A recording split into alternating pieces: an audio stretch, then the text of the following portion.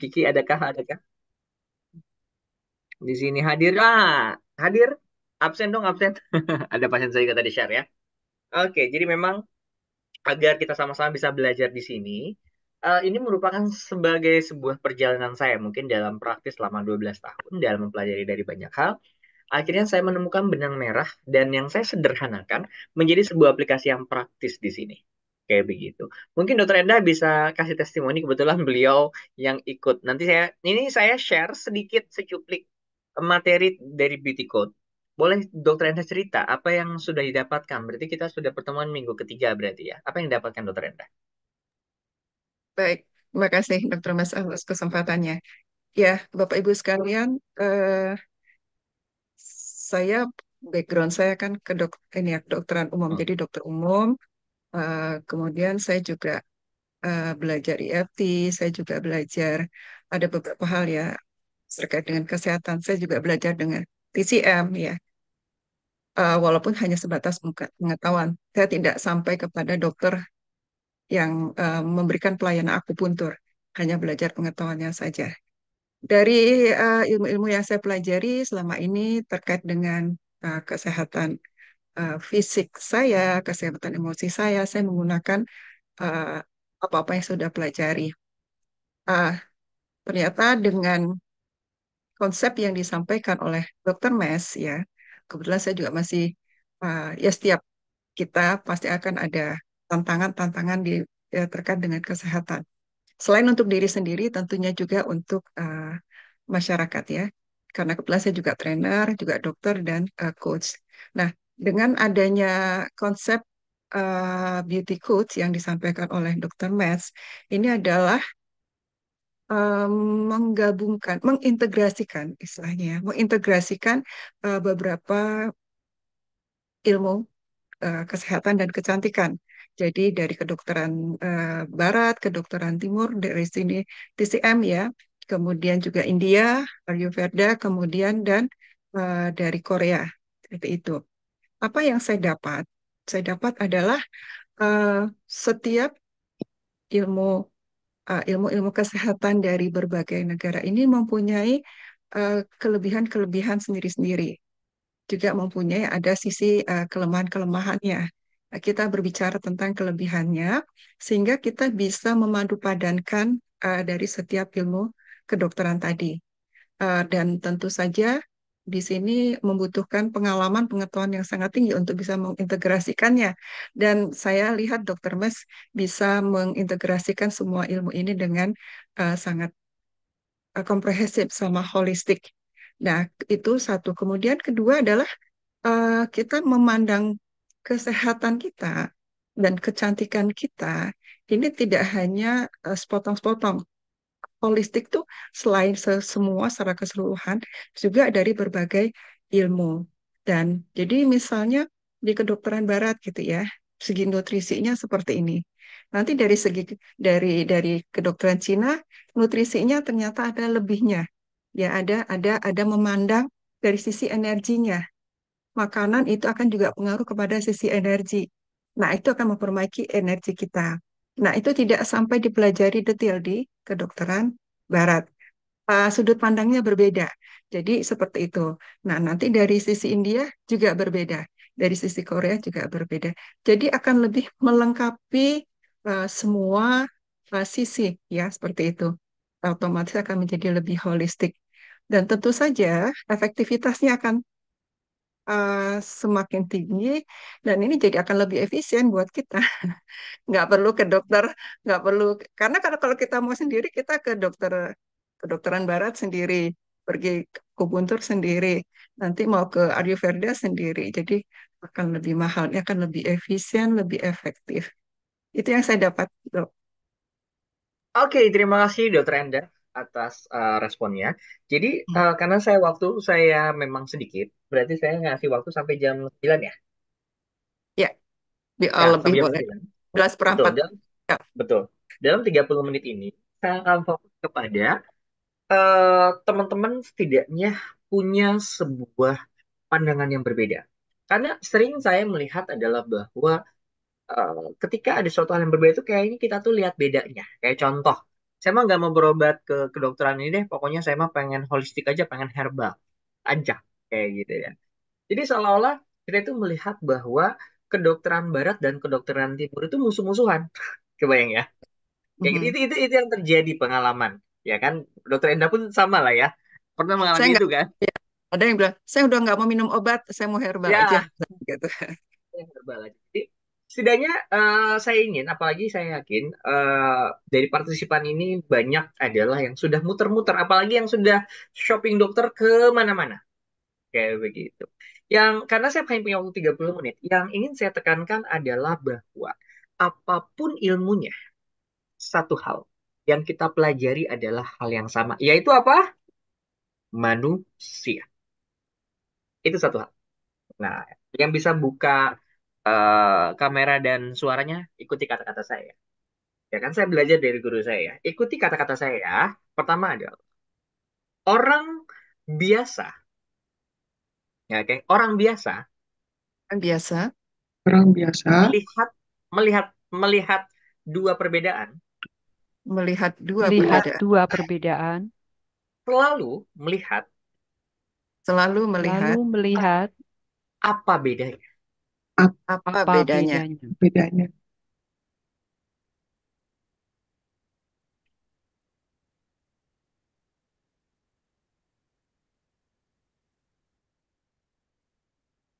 Dokter Mes ini ya, freeze, sinyal kayaknya. Bu Ida bisa dengar saya? Bisa, bisa dok. Oke, berarti Dokter Mes yang ke freeze. Kita tunggu ya. Ya,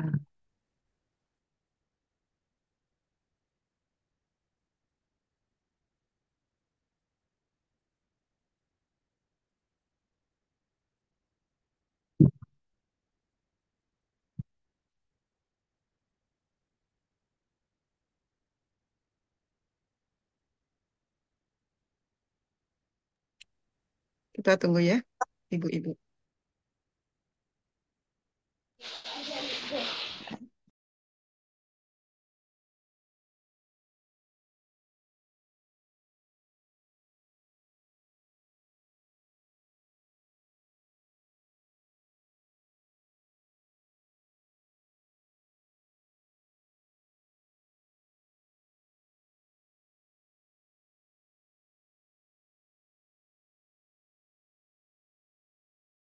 Tadi kok tiba-tiba ke ini ya?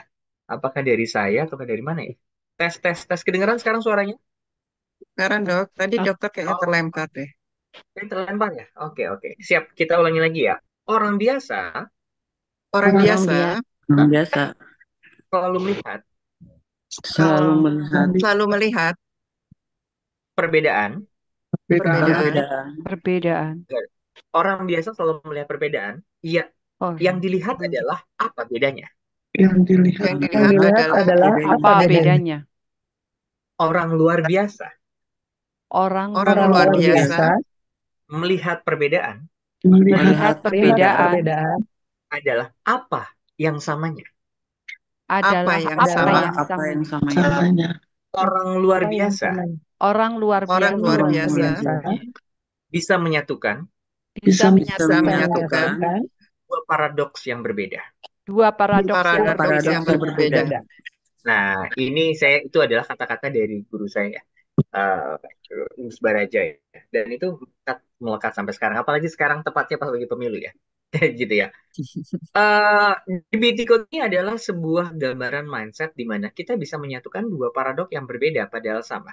Apa samanya? Sama-sama melihat manusia. ya Iya. Kayak begitu. Nah, terkadang ada yang disebut dengan toxic knowledge.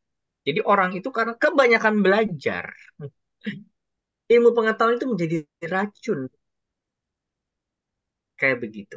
Apa cirinya? Satu, melihat hidup itu menjadi semakin sulit. Hmm. Contoh, orang yang dia nggak tahu nutrisi sesuatu makanan dengan orang yang tahu nutrisi banyak, kira-kira yang terjadi apa? Kok kayaknya makan susah banget ya? Paham ya? Kayak begitu. Yang tahu Sekarang saya sudah pernah di fase itu ya. Fase di mana aku belajar ini, aku belajar itu, tapi kok malah jadi mumet. Akhirnya sampai pada suatu titik, Ya kan dapat pencerahan, saya bisa menyatukan keduanya. Ini adalah salah satu cerminan dari beauty code. Kayak begitu. Beauty code ini bukan ilmu yang baru, bukan ilmu yang baru. Ini hanyalah sudut pandang yang baru. Nah, yang terakhir adalah teman-teman ikuti kata saya. Keajaiban Keajaiban Keajaiban terletak pada terletak pada terletak pada kesadaran. kesadaran. Kesadaran. Keajaiban terletak pada Keajaiban terletak Keajaiban pada terletak keajaiban pada terletak pada pemahaman. pemahaman. pemahaman. Jadi mute dulu semua. Dan ini adalah kunci semuanya. Jika teman-teman saat ini sudah belajar kemanapun dan sudah berobat kemanapun dan seolah-olah kok nggak ada obatnya, kok aku nggak pernah sembuh. Problemnya bukan pada ilmunya, problemnya bukan pada obatnya, problemnya bukan pada tekniknya, problemnya adalah pada kesadaran. Coba ya, dok, maksudnya apa? Bedanya kesadaran dan pengetahuan.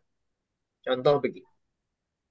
Orang yang memiliki pengetahuan adalah ketika dia minum air, dia tahu bahwa air adalah 70% yang menyusun tubuh kita.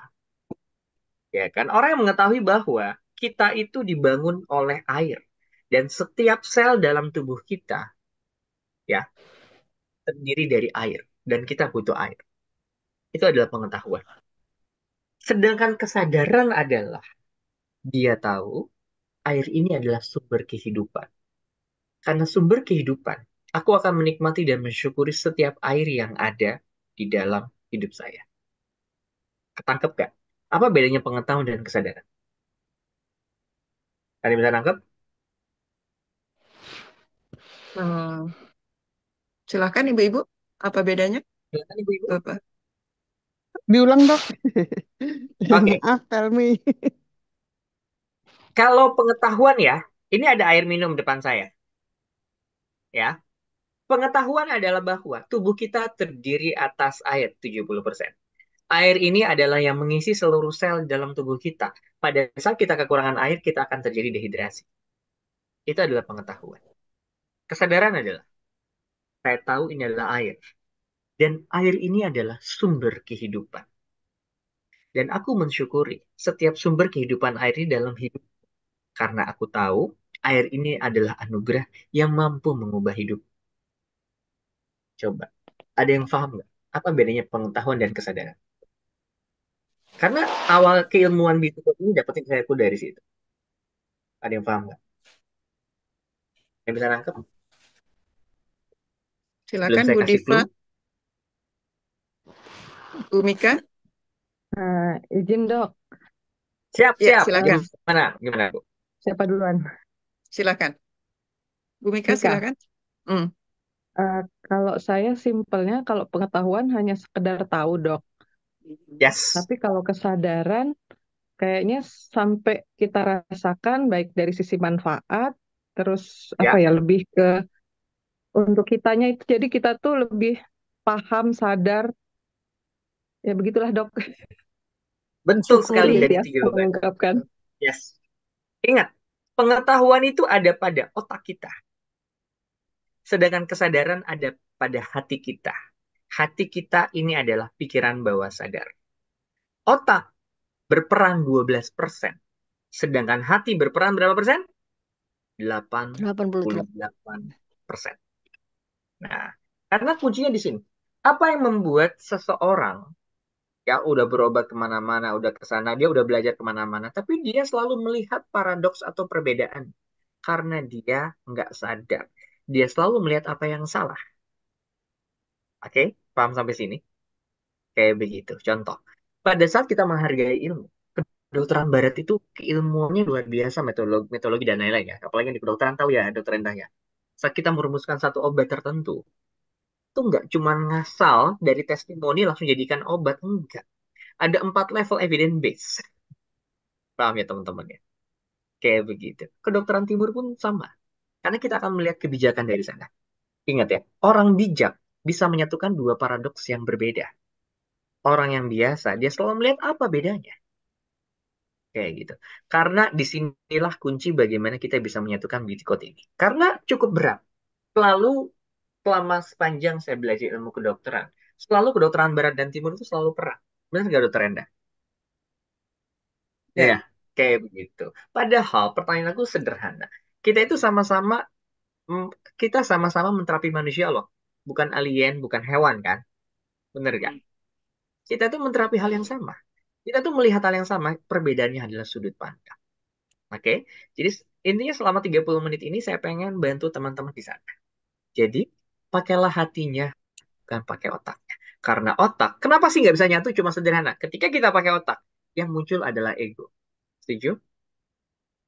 Ketika ego, yang muncul adalah mana yang benar dan mana yang salah. Tapi kalau yang dipakainya hati, ya kan? Kalau dipakainya kesadaran, setiap hal adalah hal yang baik. Mana caranya bisa menyatukan agar menjadi lebih baik lagi. Paham ya sampai sini? Jadi, ketika kita memandang kedokteran barat, kedokteran timur, sebenarnya yang paling bagus adalah proporsional. Kita melihat yang ini kelebihannya di sini, yang ini kelebihannya di sini, yang ini kelemahannya di sini, kita bisa saling melengkapi satu sama lain. Itulah orang bijak. Oke? Sampai sini paham? Kita mulai lanjut baru masuk materi ya. Oke, materi saya adalah tentang BT Code. Ini saya share sedikit tentang masterclass saya ya. Nanti mudah-mudahan setelah bit 1 ini nanti bakal kita buka lagi. Ah, bakal kita buka lagi ya. Ada Bu Kiki ikut ya Bu? Gak apa-apa ini praktisi ya. Oke, sip ya. Jadi di sini kita akan melihat bahwa hidup itu adalah indah. Beauty Code mengungkap rasa kecantikan melalui genetika Anda ya. Oke. Yang pertama adalah ini adalah selalu saya buka pada saat saya sebelum belajar sesuatu. Ini yang membuat saya melihat adalah bahwa kenapa sih aku udah belajar kemana-mana kok nggak membuat perubahan dalam hidup saya. Yang pertama adalah karena kita banyak berilmu tapi kurang beradab. Ya kan? Adab itu ada 4. Pertama, adab terhadap sumber ilmu sendiri sama seperti tadi. Ketika kita bijak, ketika kita sadar, kita nggak akan pernah menghina satu ilmu dan di antara yang lainnya sendiri. Karena setiap ilmu punya kelebihannya masing-masing. Menghargai, ya kan? Dan itu adalah terhadap sumber ilmu. Karena ilmu itu adalah cahaya. Cahaya itu hanya akan diberikan oleh Sang Maha Cahaya. Kemudian ketiga adalah turunnya ilmu. Saya tahu, mungkin ada teman-teman yang mungkin tahu ini, tahu itu, nggak apa-apa. Setidaknya kalau saya tambah satu, tolong buka hal tersebut. Yang terakhir adalah kepada diri kita sebagai penimba ilmu. Jangan pernah bilang kata nggak bisa. Jangan pernah bilang nggak mampu, nggak tahu. Ya, tadi bilang ya, jangan bilang tell me ya. Jangan, hati-hati. Itu adalah pikiran bawah sadar kita ya. Kita hanya belum tahu, maka kita cari tahu. Kita belum bisa, maka kita adalah pastikan kita bisa. Dan ketika kita masih belum mengerti, insya Allah pelan-pelan nanti akan mengerti. Nah, oke. Kita lanjut aja ya. Saya masuk ke sampai ke trilogi saja karena kan masih basic ya. Why? The mother of knowledge is curiosity dan it start with why. Oke. Jadi teman-teman nanti tolong tuliskan sebuah alasan. Apa sih yang membuat alasan teman-teman tuh pengen mengikuti di malam ini? Malam. Oke. Apalagi Bu Kiki tadi saya baru kasih tahu 10 menit yang lalu. Oke. Coba tolong tuliskan atau mau ada yang share langsung kira-kira apa sih alasan teman-teman ingin mengikuti sesi ini? Saya pengen tahu. Siapa yang mungkin mau membuka suaranya boleh. Kiki mau silakan. ini Bu Kiki? Silakan. Bu Kiki baru saya kasih tahu 10 menit yang lalu loh. Pas saya salah telepon. Tidak pernah ada yang sia-sia Bu Kiki. Bu Kiki Dalam coba waktu mau cerita. 10 dalam waktu 10 menit apa yang memutuskan Bu Kiki ikut? Iya, baru loh. Saya tuh salah telepon Silakan. sebenarnya. Gimana Bu Kiki? Cerita dong. Mau menambah pengetahuan biar lebih sadar diri, Dok. Oke, good. Tapi apa loh? Ini karena mendadak banget. Aku tuh sebenarnya mau telepon Kiki. Tapi Kiki lagi ini kok Kikinya perempuan. Oh iya, Kiki yang ini. Sebenarnya begitu. Oke, ini ada jawaban di chat, Dok. Oke.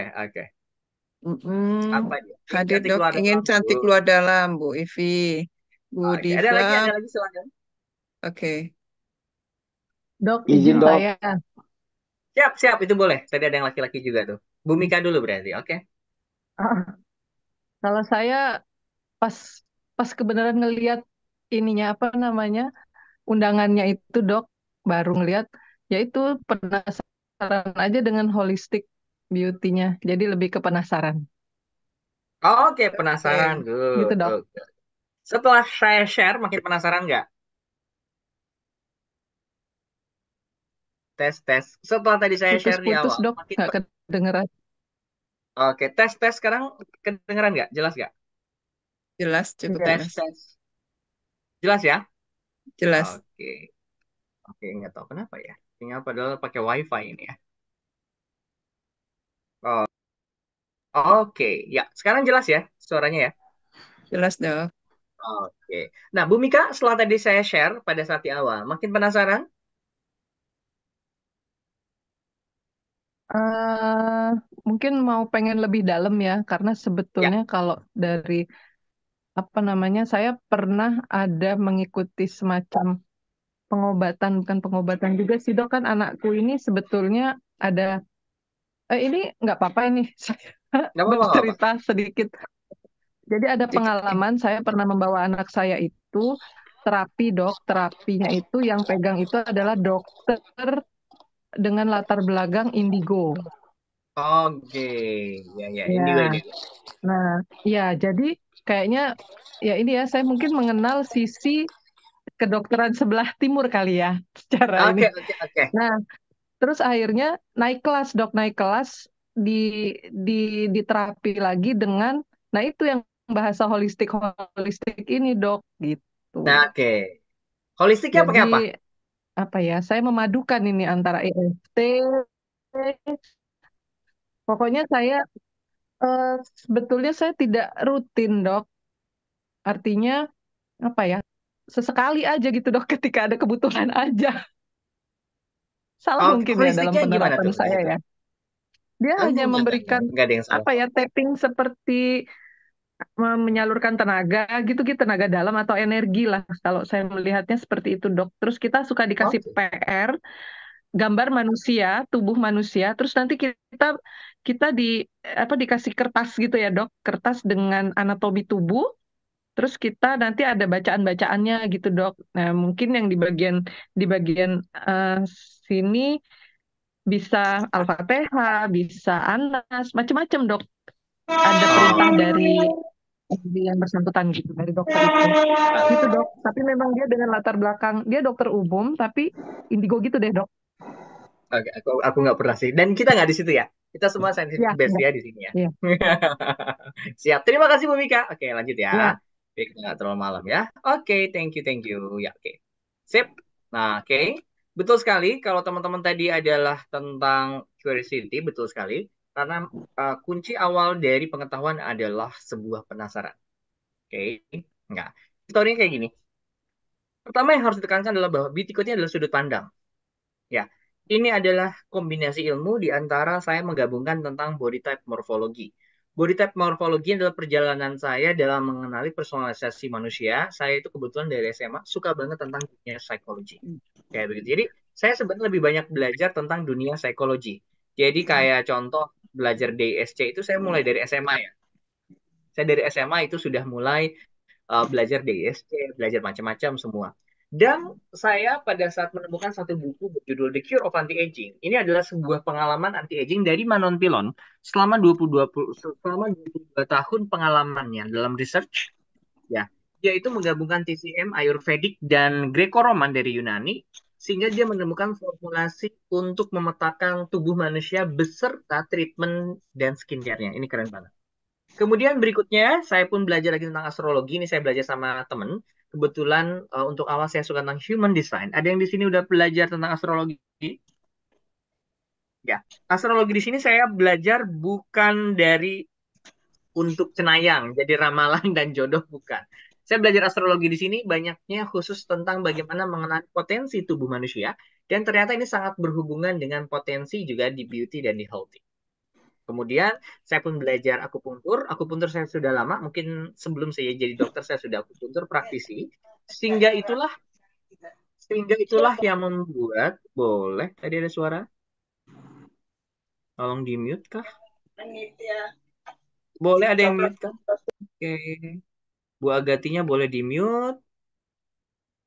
Oke, ya. Itulah yang membuat perjalanan saya dalam eh, menemukan beauty code ini. Bukan menemukan sih, sebenarnya memadukan menjadi sebuah beauty code. Beauty code ini bukan yang baru, ini adalah sudut pandang. Itu yang paling diperhatikan. Jadi adalah sangat fleksibel. sangat fleksibel dalam memahami banyak hal. Kayak begitu. Dan sekarang saya pun belajar di AI.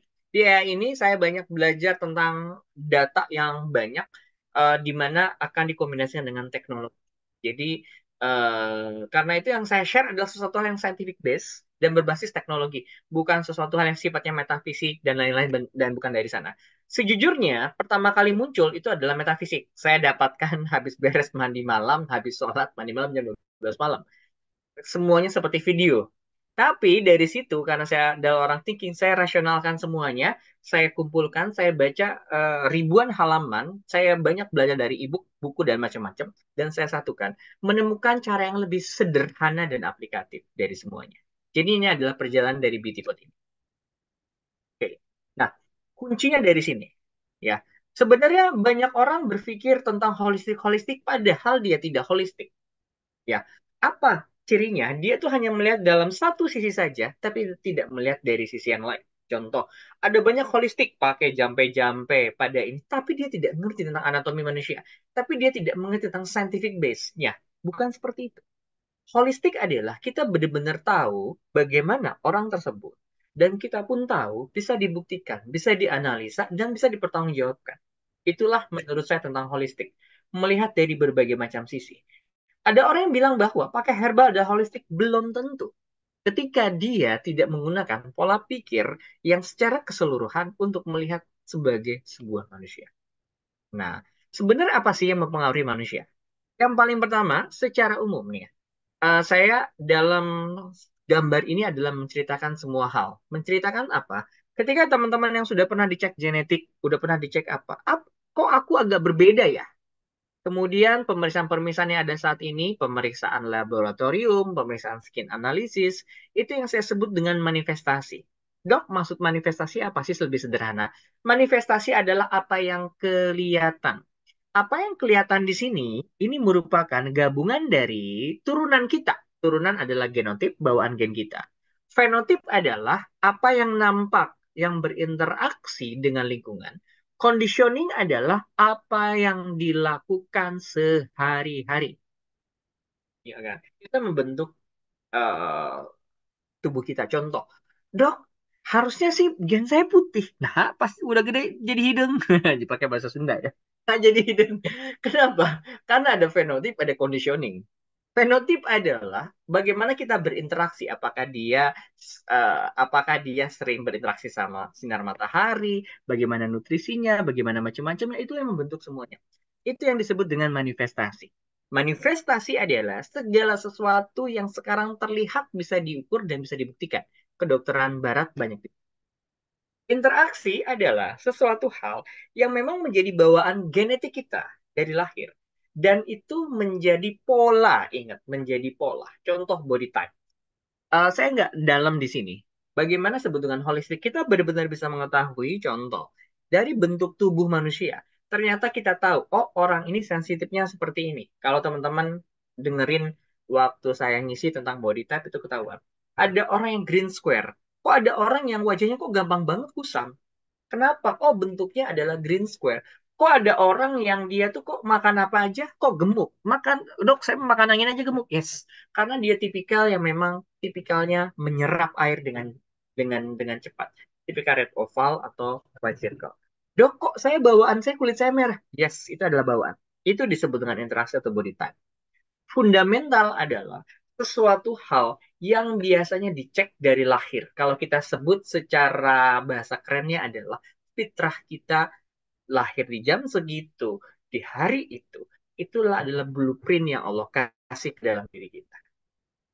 Nah, ini kenapa disebut dengan holistik? Karena kita melihat semua hal yang terjadi dalam satu sudut pandang, dalam satu frame.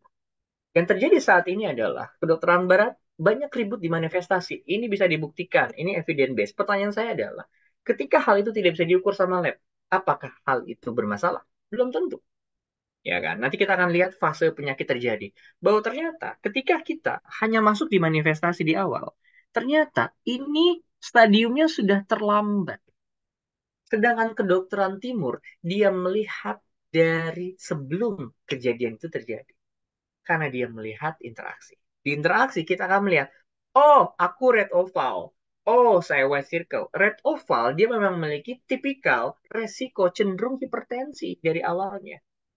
Kayak begitu. Dengan kedokteran timur, dengan melihat body type seperti itu, kita bisa mengantisipasi sebelum masalah itu terjadi. Seperti itu. Ya kan? Dan hal ini dipengaruhi oleh environment lingkungan kita, dipengaruhi oleh genetik kita. Nah, saya masih belum masuk ke sini karena ini cukup lumayan agak rumit. Yang disebut dengan collective unconsciousness. Maksudnya apa, Dok? Turun-temurun yang ada pada ras tertentu. Maka jangan kaget kalau kita lihat ada orang Batak, ya kan? Nggak diajarin. Ngomongnya begitu, bener gak? Ada orang Sunda ngomongnya begitu, bener gak? Kenapa? Itulah collective unconsciousness. Sebuah kesadaran yang diturunkan secara turun-temurun pada ras tertentu dan sebenarnya sumber masalah utama adalah ada pada di sini. Kayak begitu. Dok, saya nggak ngerti maksudnya apa. Sederhana. Siapa yang di sini sering ke Arab? Suka ke Arab atau suka ke Makkah ya? Ketika kita makan makanan Arab di sana, apa coba? Daging lah, apalah macam-macam. Tapi pertanyaan saya, pernah nggak ada orang yang makan Arab di sana ya? Tiba-tiba orang Arab makan di sana. Kolesterolnya tinggi? Tidak. Bener nggak? Tapi pada saat orang Arab pindah ke Indonesia, resikonya menjadi tinggi. Kenapa dok seperti itu? Nah itu dia, salah satu dari collective unconsciousness seperti itu. Dan ada beberapa tipikal, kalau kita belajar adalah bahwa oh, orang negro kekuatannya seperti ini. Memang kalau lihat dari kita face itu, orang-orang yang berkulit hitam, dia memiliki energi yang lebih tinggi, lebih apa? Karena itu diturunkan. Kayak begitu.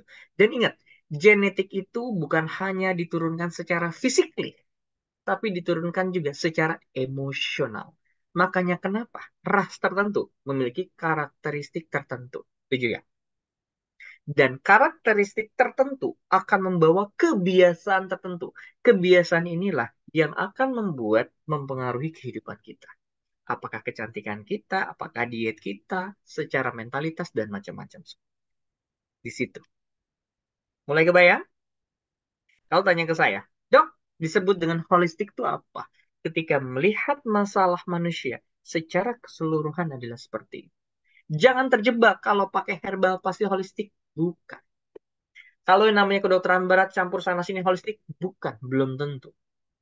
Holistik adalah dia bisa melihat apa yang terjadi saat ini, apa yang terjadi di masa lalu, yang mitigasi, apa yang menjadi pola dalam hidup kita yang bisa menggabungkan berbagai macam modalitas. Itulah definisi holistik menurut saya. Mulai kebayang, Bu Mika? Kayak begitu. Nah, pertanyaan berikutnya bagaimana caranya? Kita akan bahas berikutnya. Oke, sip. Saya nggak bahas ini, kalau rumit. Learning transformasi juga saya ini ya. Oke. Nah, oke, siap. Nanti ini, kalau teman-teman ikut workshop, ini beberapa materi kita. Yang akan saya bahas di sini nanti kita sampai ke fondasi pengenalan konsep Hollow Beauty ya, jadi konsep holistik. Sampai di situ saja. Kenapa disebut holistik? Pertama, kita akan mengenal tentang personalisasi genetik, karena setiap orang itu punya fitrahnya masing-masing. Setiap orang itu punya body type-nya masing-masing. Dan setiap body type bawa sifatnya masing-masing. Kemudian skincare masterclass, ini yang baru kita akan masuk di minggu ketiga. Kalau yang di kelas yang workshopnya, baru terakhir adalah genetika dan perawatan kulit. Oke, nah sekarang saya akan bahas kedokteran barat dan kedokteran timur. Ini selalu menjadi kayak Tom and Jerry ya. Secara, oh aku yang lebih baik, ini kamu lebih buruk nggak? Kita lihat ya. Keunggulan kedokteran barat itu adalah memiliki spesifikasi tinggi namun tidak integrasi. Kedokteran timur memiliki pola pikir integrasi namun tidak spesifik. Contohnya apa? Simple. Contohnya pada, kalau agak ribet di kanker ya. Contohnya pada kanker. Ya, di kedokteran barat ketika terjadi CA mamai atau karsinoma mamai atau tumor pada payudara, spesifikasi tinggi. Dia tahu dengan sangat spesifik gen apa yang bermasalah. PCR berapa gitu, aku lupa. Dia bisa menemukan dengan sangat jelas. Tapi kalau kedokteran timur, ketika orang terjadi CA mamai, dia bakal tahu apa yang menjadi masalah. Sebenarnya ada emosional apa yang bermasalah. Apalagi ketika teman-teman belajar body code kan, setiap masalah tertentu sebenarnya bawaan dari emosi tertentu. Bener gak? Siapa yang belajar body code? Di body code kayak gitu ya, Dokter Endah ya? Ya, Tes. Dok. Ya, bener kan? Ya. Emosi tertentu akan mengakibatkan kecenderungan penyakit tertentu. Kayak begitu. Di kedokteran timur kita akan melihat interaksi yang begitu indah bagaimana hubungan antara emosional dan sebuah penyakit. Evidence based, kedokteran barat itu keunggulannya adalah dia mampu mengukur dan bisa dibuktikan dengan alat, tapi hanya bisa yang oleh alat indera. Sedangkan kedokteran timur mampu mengukur fenomena alam, hubungan interaksi, dan membuat hipotesa. Maksudnya apa, Dok? Contohnya begini. Akupuntur itu ilmu ribuan tahun dari kitab Huang Tinei. Iya kan? Waktu dulu belum ada alat sama sekali. Tapi kedokteran timur bisa melihat dengan sangat jelas ada 12 meridian yang ada dalam tubuh manusia. Secara spesifik bayangnya. Luar biasa. Dan 3000 setelahnya baru kedokteran barat itu, setelah kedokteran nuklir itu ada, kedokteran energi itu ada, baru bisa mengukur meridian. Kebayang ya? Ya, evidence base-nya seperti itu. Praktikal. Kedokteran barat itu fokusnya adalah hubungan sebab akibat langsung atau tidak langsung. Tapi kedokteran timur pendekatan sistem maksudnya apa, Dok? Contoh begini. Orang kalau kena panas, kalau di kedokteran barat, oke, penyebabnya adalah bakteri, kasih antibiotik langsung ngekang. Sedangkan kedokteran timur melihat adalah, oh, pasiennya panas. Dia akan melihat kenapa timbul panas. Oh, karena dia interaksi mungkin bisa dari faktor luar kalau dari TCM. Kalau dari functional medicine, oh iya, ini mungkin adalah faktor reaksi daya imun kita terhadap hal tersebut. Dia bisa melihat. Karena ketika ada terjadi sesuatu masalah di kedokteran timur, kita akan melihat bukan hanya memperbaiki penyebabnya saja, tapi kita lihat, bukan hanya memperbaiki simptom atau gejalanya, tapi kita akan melihat apa ada yang masalahnya, apa penyebabnya. Kayak begitu. Ya, aplikasi praktis sangat bisa diaplikasikan pada kasus yang sudah dibuktikan sebelumnya melalui proses analisis statistik. Sedangkan kedokteran timur karena itu di dalam kedokteran barat tidak bisa sebuah keilmuan, sebuah tindakan itu terapprove atau bisa dilakukan sebelum adanya penelitian. Sedangkan kalau kedokteran timur bisa diaplikasikan, diintegrasikan berbagai kasus karena sifatnya adalah general. Rekomendasi kedokteran barat memberikan rekomendasi spesifik sesuai dengan penyebab, kedokteran timur memberikan rekomendasi holistik dari berbagai sisi. Maka sinergisnya di mana nih? Kedokteran barat unggul dalam penelitian yang spesifik dan dapat dibuktikan, dan kedokteran timur melihat konsep holistik, melihat dari berbagai macam sisi. BT Code lahir dari situ. Kayak begitu. Dengan kedokteran timurnya, BT Code melihat pola yang ada dalam pattern dalam setiap pola tubuh manusia, terutama khususnya di bidang beauty dan diet. Kayak begitu. Di kedokteran baratnya, menggunakan penelitian-penelitian, jurnal-jurnal yang ada dari segala penelitian yang sudah terbukti yang kita integrasikan. Dan saat ini pun juga dengan menggunakan metode kedokteran barat, hal-hal di dalam kedokteran timur itu kita buktikan melalui penelitian case by case, orang per orang. Saat ini mungkin udah hampir sekitar 700 orang yang saya teliti setiap hari dari bulan Juni kemarin. Sehingga teori ini bukan sekedar teori, tapi benar-benar ada jurnal penelitiannya dan dibuktikan. Seperti itu gambarnya. Nah, kalau beauty konsep itu apa sih? Kalau beauty adalah ilmu yang mempelajari tentang kecantikan melalui inner beauty, kecantikan alami dengan memperhatikan beberapa aspek antara lain psikis, fisik, dan mental. Holistic beauty berfokus pada keseimbangan dan kesehatan secara keseluruhan dari tubuh, pikiran, dan emosi. Holistic beauty menganggap kecantikan harus sebagai hasil dari keseimbangan dan kesehatan yang baik dari seluruh sistem tubuh. Kalau ditanya, dok, holistiknya mana? Pilar inilah yang menjadi prinsip manajemen dalam kita melakukan proses manajemen. Kayak begitu. Ya, insya Allah mungkin 2 bulan depan atau 2 bulan depan, pendekatan kita adalah seperti ini. Yang pertama adalah roof atau atapnya. Karena basic saya di seorang coaching, saya juga seorang terapis EFT, belajar juga ilmu kedokteran, ilmu energi, dan lain-lain. Saya gabungkan semuanya. Roof atau di bagian atapnya kita gunakan meditation breathing, mindful program, coaching, dan intermittent fasting. Dan saya akan cerita kenapa harus puasa. Pilarnya itu mulai dari bagaimana memperbaiki perut kita karena 80% penyebab masalah ada pada perut. Balance nutrisi, social connection. Karena saya juga akan jelaskan kenapa interaksi sosial adalah sangat penting, exercise olahraga, dan consciousness lifestyle. Atau lifestyle dengan kesadaran. Yang terakhir adalah namanya stress management di sana. Inilah yang disebut dengan holistik. Kita menggabungkan pilar semuanya. Mind, body, and soul. Pikiran, spiritual, dan body. Seperti itu. Sekarang dari gambar sini kenapa disebut holistik? Kita tahu yang namanya atap. Bagaimana kalau bangunan tanpa atap kira-kira? Ada yang tahu? Bakal kayak gimana kira-kira kalau bangunan tanpa atap? Ada rumahnya bagus, ada marmer, tiangnya bagus tapi nggak ada atapnya. Yang terjadi apa kira-kira bangunan? Bocor. Bocor, rusak, Panasan. kepanasan. Sama Jangan. halnya dengan atap.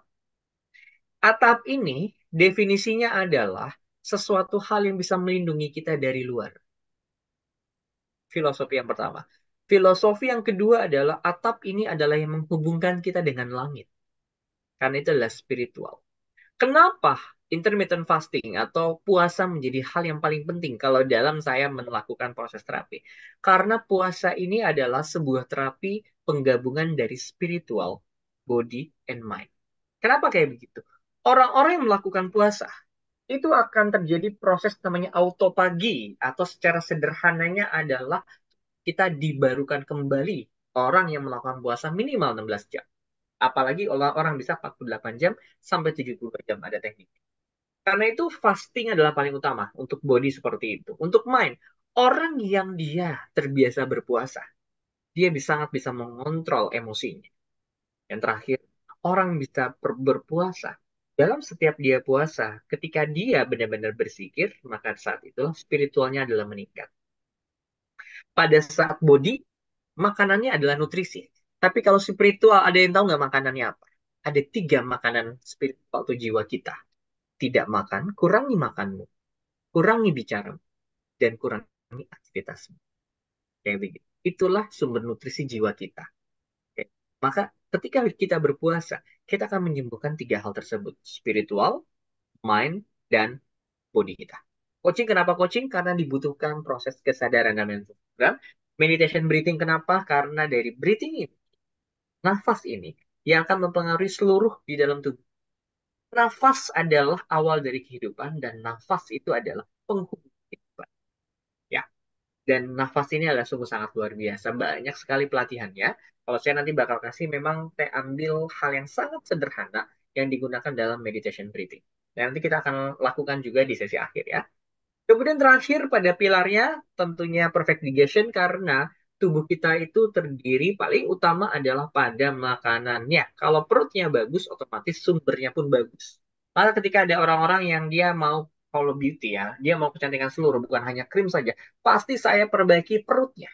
Kalau orang susah BAB sudah jelas, ke kulit pasti jelek. Karena kulitmu menunjukkan bagaimana perut.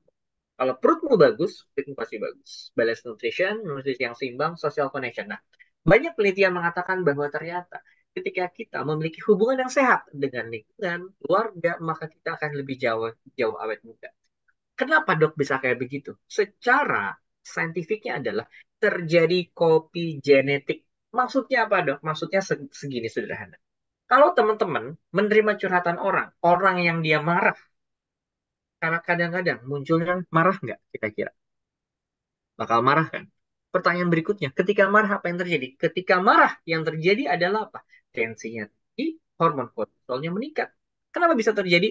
Karena terjadi copy genetik. Maksudnya apa dok?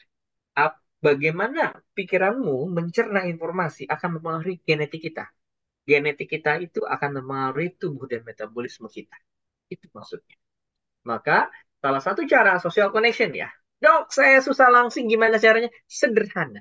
Cari 3 terdekat teman Anda yang langsing. Ya kan? Berinteraksi sama mereka. Ambil yang baik-baiknya. Kalau itu tukang julid ya janganlah ya. Ambil yang baik-baiknya. Secara otomatis sebulan tanpa pola diet apapun, ikutin pola kebiasaannya. Otomatis teman-teman akan langsing. Sesederhana itu. Kayak begitu. Exercise. Bagaimana dengan pola latihan? Ya kan, latihan yang benar, latihan yang terukur, terorganisir, dan tersistematis, dan punya goals, itu pasti akan mempengaruhi teman-teman. Seperti itu. Dan stress management.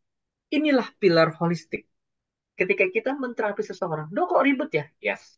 Ketika kita mau menerapkan semuanya adalah seperti ini.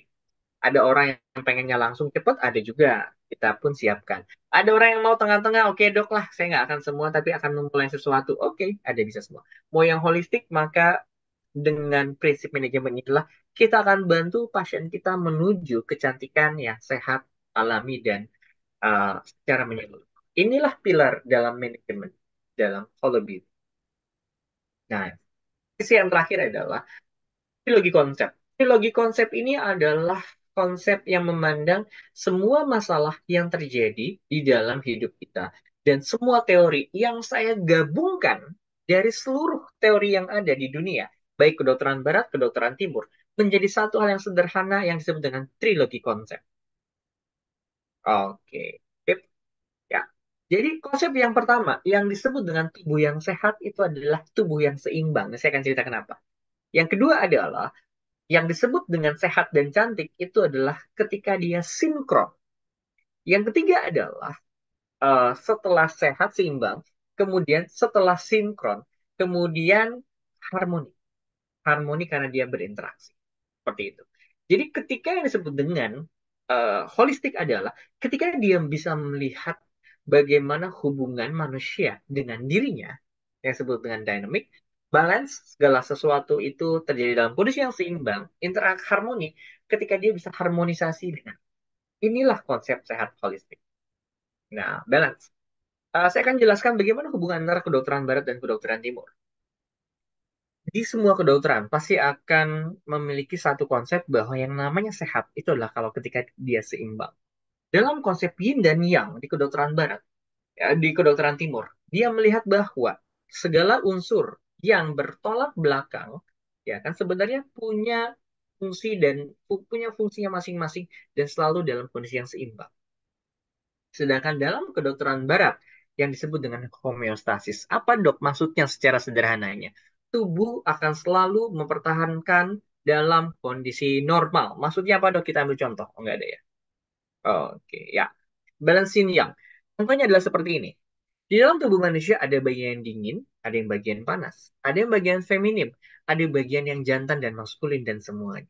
Kayak gitu. Di balance di dalam tradisional yin dan yang, artinya adalah semua dalam tubuh kita yang disebut dengan sehat adalah ketika semuanya seimbang. Ketika menggambarkan polaritas dan interaksi dalam elemen tubuh manusia dalam kondisi yang seimbang. Seperti saya bilang adalah orang yang luar biasa yang bijak. Dia bisa menyatukan dua paradok yang berbeda. Kenapa? Karena dua paradok tersebut punya tujuan yang sama, yaitu seimbang dan sehat. Yang disebut dengan sehat adalah kondisinya seimbang. Contoh, ada orang yang baik banget makan ati. Sehat gak kira-kira? Enggak. Kurang. Yang disebut sehat itu apa? Ada fase marahnya, ada fase baik dan sabarnya. Ada fase sedihnya, ada fase ketawanya. Itulah yin dan yang, imbang semua. Ingat, segala sesuatu Allah ciptakan di dunia ini selalu berpasang-pasangan dan selalu dalam kondisi seimbang. Itulah konsep yin dan yang. Sedangkan dalam kedokteran barat yang disebut dengan homeostasis adalah bagaimana tubuh selalu mengontrol suhu tubuh yang normal, tekanan darah yang normal, kadar gula darah yang normal. Contohnya apa dok? Contohnya begini. Saat kita makanan-makanan tertentu, makanan yang banyak mengandung tepung dan gula, sudah otomatis kadar gula darah kita naik. Karena itu, tubuh akan memproduksi hormon yang berfungsi untuk menetralkan gula darah. Karena itu dibangun insulin. Ketika hal ini tidak seimbang, terjadilah diabetes. Seperti itu. Kenapa? Hormon yang harusnya menormalkan kadar gula darah, karena dia kurang jumlahnya atau kurang sensitif, maka gula darahnya tidak bisa seimbang. Itulah balance. Maka yang disebut dengan sehat adalah ketika seimbang. Yang pertama. Ini seperti contoh dalam kondisi sel. Kalau ketika sel kita tidak seimbang, dari ada sel cycle atau sickle cell. Kalau kita seimbang, itu akan terjadi yang namanya apa? Kanker. Padahal kalau kita biar tidak kanker adalah ada sel yang dibentuk, sel bertumbuh, ada sel yang dihancurkan dalam kondisi yang seimbang. Itulah balance. Nah, interaksi makro dan mikrokosmos, inilah interaksi bagaimana uh, alam atau lingkungan kita mempengaruhi diri kita. Ya, ketika kita dalam contoh aja, ketika kita misalkan saya di Sukabumi nih, ketika pindah ke area yang lebih panas, pasti akan berpengaruh. Itulah konsep interaksi. Yang disebut dengan interaksi yang sehat adalah ketika tubuh kita mampu beradaptasi dengan baik dengan lingkungan kita dan dengan fleksibilitas, maka kita akan mendapatkan tubuh kita yang jauh lebih baik lagi. Inilah konsep interaksi. Yang terakhir, kondisi dinamik atau perubahan sirkulasi. Pada TCM, teori yang dipakai adalah teori 5 unsur. Secara sederhana adalah bahwa ternyata organ-organ di dalam tubuh kita itu selalu mencari keseimbangan karena berinteraksi satu sama lain dalam konsep TCM. Sedangkan dalam konsep kedokteran barat, kita itu menggabungkan konsep bahwa ternyata ada sebuah sistem yang mengontrol dari sistem saraf kita, sistem hormon kita, sampai kepada organ kita agar dalam kondisi sehingga dengan adanya teori yang ketiga ini, inilah yang disebut dengan keseimbangan holistik dalam perawatan kecantikan. Seperti ini. Ketika kita dalam kondisi stres, ada otak kita namanya hipotalamus akan merangsang hipofisis kelenjar kita. Dan kelenjar kita ini akan mengeluarkan hormon stres CRH yang akan merangsang kelenjar di atas ginjal kita menghasilkan kortisol. Inilah yang menyebabkan kenapa kalau hormon stresnya dihasilkan, maka tubuh kita akan deg-degan, tensinya tinggi, gula darahnya akan naik. Karena hal tersebut akan digunakan oleh tubuh kita dalam kondisi terdesak. Itu disebut stress response system. Yang di samping adalah teori remote. Di sini teman-teman jangan fokus kepada detailnya, karena saya nggak bahas itu. Tapi teman-teman dapat esensi bahwa ternyata konsep sehatnya adalah seperti ini. Oke, kesimpulannya dari saya adalah bahwa yang disebut dengan kedokteran holistik adalah, atau beauty code ini adalah, kita menggabungkan kepada semuanya tentunya step by step ya. Kayak begitu. Dimana kita melihat manusia disebut dengan sehat adalah ketika 3 hal. Satu, tubuhnya seimbang. Artinya, bagaimana segala sesuatu hal yang dilakukan, proses terapinya untuk menyeimbangkan. Kedua adalah, ketika dia adalah sinkron. Apa yang sinkron? Tubuhnya. Ketika sinkron apa? Pikirannya, jiwanya, dan badannya. Sinkronnya apa? Sinkron hormonnya. Sinkron artinya, dia melihat ada sesuatu hal yang harus seimbang di antara interaksi di dalam tubuhnya. Yang terakhir adalah apa? Harmoni. Ya kan? Harmoni ini adalah bagaimana kita menciptakan keseimbangan antara diri kita dengan lingkungan di luar diri kita. Maka itulah yang disebut dengan holo beauty atau holistic beauty. Di mana konsep ini membawa untuk menciptakan kondisi yang benar-benar sehat, ya kan? Secara luarnya dan secara itu dia. Ini gambaran previewnya ya. Oke, biar nggak terlalu jauh Dokter Enda. Terima kasih, mungkin pas waktunya. Baik, Dr. Mes. Hmm. Demikian Bapak Ibu sekalian, silahkan jika ada yang ingin ditanyakan terkait dengan konsep Holo Beauty. Betul, saya coba menyederhanakan ya. Jadi konsep Ya, yang cukup berat ya. Bu Kiki ada pertanyaan? Silahkan. Tapi dapat gambaran nggak Bu Gigi? Dapat, Dok. Gimana? Karena kan jujur ya, keilmuan ini memang cukup berat ya. Tapi saya coba sederhanakan. Gimana Bu Gigi? Hmm. Mau tahu responnya? Ya itu kan kemarin sempat saya alamin ya, Dok, gitu. Iya, betul sekali. Gimana? Oke. Jadi di kehidupan itu emang ada fase-fasenya gitu. Nggak selamanya bahagia, nggak selamanya juga sedih, nggak selamanya selalu tertindas gitu-gitu. Itu benar-benar semua seimbang, udah diatur gitu, Dok. Oke, good. Tapi tadi konsep yang saya jelaskan, bisa dipahami? Bisa, Dok. Kalau agak-agak Ah, masih lemot, Dok. nggak apa-apa, wajar lah. Karena orang yang sudah biasa juga cukup rumit. Karena ilmu aslinya cukup ribet. Dokternya tahu sendiri. Saya coba menyederhanakan. Jujur, kalau konsep aslinya tuh agak ribet banget ya. Jadi saya coba lebih sederhana, cari benang merah yang lebih sederhana. Jadi sederhananya adalah yang disebut dengan cantik. Secara alami, sederhana. Kondisi tubuh kita yang seimbang, sinkron, dan harmoni. 3 itu dia. Itu harus ditangkap. Kayak begitu. Selama orang dalam melihat, memandang tidak seperti itu, maka saya bilang dia tidak disebut dengan optimis. Kayak begitu. Karena dia tidak melihat ketiga hal tersebut.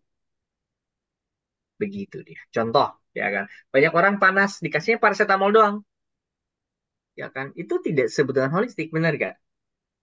Karena dia cuma lihat panasnya doang. Padahal kan kita tahu, dia panas kenapa? Oke, ada bakteri. Kenapa ada bakteri? Oh, karena ternyata dari perutnya dia bermasalah. Kenapa sih kayak gitu? Karena gaya hidupnya yang bermasalah. Maka kita perbaiki itu itunya. Nggak cuma dikasih obat panas aja. Hmm. Di, di chat belum ada pertanyaan. Oke, Dok, silakan izin dari Bu bertanya, Oh, Dok. Fatmawati. Boleh, oh siapa ya, itu? Pak Marianto ya. Saya, Oh saya iya, Pak Sandi, Dok. Marianto, silakan. Pak Sandi. Oh iya, Sandi, silahkan. Oh, Pak Sandi silakan Pak. Dok, terima kasih atas konsepnya yang luar biasa, yang disederhanakan ya. Jadi orang awam tuh ada gambaran terkait dengan kesehatan holistik. Nah, yang ingin saya tanyakan adalah bagaimana orang awam seperti saya gitu memandang terkait dengan kesehatan barat dan kesehatan timur gitu. Harus Oke, seperti oke. apa posisi kita gitu dalam memandang itu. Karena begini kecenderungannya. Betul Ketika sekali. kata kita berobat ke dokter gitu ya, yang memandang itu barat dan sebagainya, akhirnya alergi dengan timur atau sebaliknya Ya, gitu. Atau bagaimana nih cara memposisikannya gitu agar berada di tengah-tengah gitu. Karena dua-duanya kan penting. Begitu, Dok. betul sekali. Terima kasih, Pak Sandi. Oke. Ada 3 prinsip yang harus teman-teman mungkin saat awam ini mengerti. Yang pertama itu adalah satu, orang yang terpintar dan tubuh yang terpintar adalah Anda. Satu itu ya. Orang yang paling pintar, yang paling mengetahui bukan dokter spesialis. Bukan saya. Bukan dokter timur, bukan dokter barat. Yaitu siapa? Saya. Kenapa? Karena Allah sudah menciptakan sinyal tersebut di dalam tubuh kita. Kalau teman-teman yang belajar tentang kinesiologi, siapa yang belajar kinesiologi? Pasti udah tahu apa yang sebenarnya benar-benar kita butuhkan dalam tubuh kita. Karena itu kinesiologi selalu ada di dalam diri code. Kemarin belum masuk dalam tahap aplikasi. Karena prinsip dasar yang paling pertama adalah orang yang paling pintar dan yang paling mengetahui diri Anda adalah Anda sendiri. Karena itu, setelah fase yang pertama, yang kedua prinsipnya adalah bangunlah kesadaran. Dok, gimana caranya bangun kesadaran? Pertama adalah kita harus tahu bahwa semua itu baik, semua ilmu itu baik. Yang nggak baik adalah pada saat kita tidak melakukan secara proporsional dan tidak mengetahui hal tersebut. Dok, bagaimana caranya orang awam kalau hal kayak begitu? Maka mulailah kritis dan mulailah belajar. Ketika seorang dokter memberikan sesuatu, tolong tanya alasannya apa dan lain-lain. Gunakanlah tubuh Anda, gunakanlah hati atau alarm Anda untuk mengetahui sebenarnya itu yang terbaik buat Anda. Karena prinsipnya balik lagi ke yang pertama, yaitu apa? Anda adalah dokter yang terbaik buat diri Anda. Yang paling terakhir adalah milikilah konsep 3 hal yang seperti saya bilang. 3 hal ini adalah merupakan sebuah teori penyebab penyakit yang ada di semua keilmuan, dari kedokteran barat ataupun kedokteran timur, yang saya sederhanakan menjadi 3 hal. Ketika melakukan pengobatan, prinsip yang pertama adalah harus berfokus kepada keseimbangan di dalam tubuh Anda. Kedua, segala sesuatu yang sifatnya adalah sinkron, mensinkronkan fungsi organ dalam tubuh Anda. Yang ketiga adalah harmoni, sesuatu hal yang memang berinteraksi dengan lingkungan Anda ada, itulah konsep holistik. Seperti itu sih Pak, kalau saran dari saya ya, pelan-pelannya seperti itu. Tapi yang saran Oke. terbaik yang paling pertama adalah satu, Anda adalah dokter terbaik untuk diri Anda. Dan seorang terapis atau seorang dokter yang baik adalah seorang dokter yang mampu melakukan coaching kepada pasiennya. Bukan nyuruh, Pak harusnya begini-begini. Tidak. Kenapa harus melakukan coaching? Ya kan, pasti yang di coaching udah pasti tahu. Ya kan, karena prinsip yang coaching yang dokter Enda yang pertama adalah bahwa orang yang paling bisa menyelesaikan masalahnya adalah dirinya sendiri. Benar nggak dokter Enda? Iya. Dan itu pun sama prinsip dalam penyakit. Ketika seorang dokter, seorang terapis tersebut menghargai Anda, maka dia akan bertanya dan akan memberikan yang terbaik yang benar-benar dibutuhkan Anda, yang memang dengan sesuai dengan Anda. Itulah perlu namanya kita mau seperti contoh, ketika diet nggak, so, pokoknya take care harus kayak gini nggak. kita harus tanya, Teh Kiki nyamannya kayak gimana? Ininya gimana? Mana yang lebih baik? Mana yang paling nyaman? Cari yang seperti itu. Kayak begitu. Karena pada saat seperti itulah dokter tersebut, terapis tersebut menghargai otoritas Anda karena tahu bahwa Anda adalah yang terbaik untuk menentukan pengobatan untuk Anda. Itu ya, Kang Sandi ya. Dapat dimengerti, Kang Sandi? Oke, thank you dok. Ya, apakah Ah, ini kan saya tertarik dengan judulnya Beauty Code. Apakah ini hanya berlaku aduh. untuk perempuan aja atau gimana? Oke, tes. Bentar, bentar, bentar. Tadi Oke, cukup oke. ini ya. Oke, sekarang kedengeran jelas suaranya? Jelas, Saya jelas dok. bantu, Dok. Saya izin Saya bantu. nanya Oke, lagi. oke. Nah, saya Boleh, boleh. tertarik dengan Sebentar. nama Saya coba. judul. Oh,